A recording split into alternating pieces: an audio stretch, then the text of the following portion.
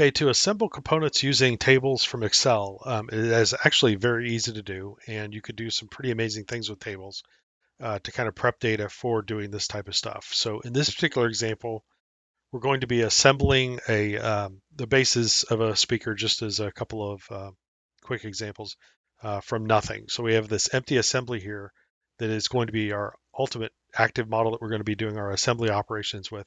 We're going to go put a basket in and maybe a cone or maybe some screws. We'll just see how this goes. So the first thing I want to do is I'm going to perform an erase memory because we're setting up a little automation here. And then let's go down a few lines here. And we know that we ultimately are going to assemble components using a table reference. And this table reference that it expects has to have an item name, a source coordinate system, a target model, and a target coordinate system. This all depends on the active model that is currently here. So I've already set up the basis for that table. It's called my table. And what we're going to do is we're going to come in and we're going to, let's say, put in a basket. Now this basket has coordinate systems already in it that are named.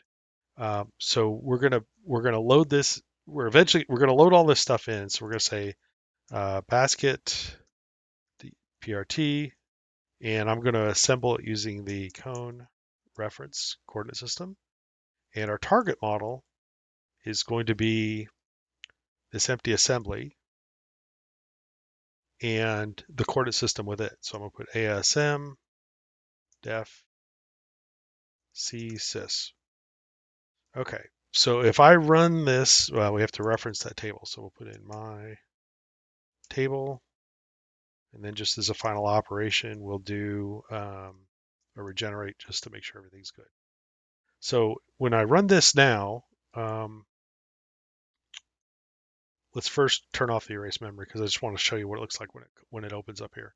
So when I do this now, you'll notice that our empty assembly is still the active model here, and our basket has been fully constrained based on the coordinate systems that are there. So if we come in and we say redefine this, you'll notice that the placement is using the coordinate systems that we've specified, which is what we want.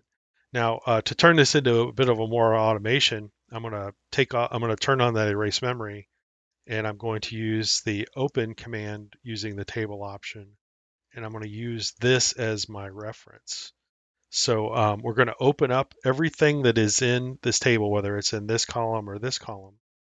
And in order for that active model to be there, I do know that I have to do, whoops, excuse me, we have to do an open on the empty assembly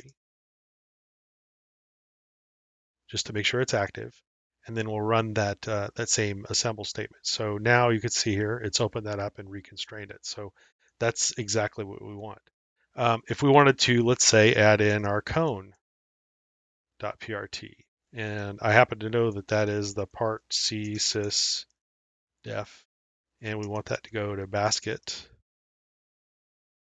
and we want that to go to cone ref also.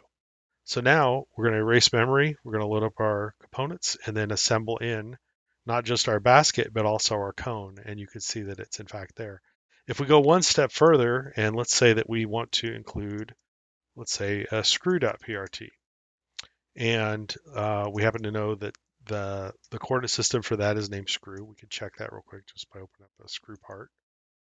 And I'm just going to use the generic for right now, but you can see there's a screw coordinate system here. And on the basket, we have 4 different coordinate systems that are named screw. And in this particular case, we want this to go to basket.prt screw underscore star. So we're actually going to wildcard every location for that assembly of those screws. And as you can see, they have been placed in and constrained according to the number of matching coordinate systems that it's been found. So not only can you use this for just individual component to component mapping for coordinate systems, you can also use wildcards, which saves a lot of time and makes for a very flexible automation process.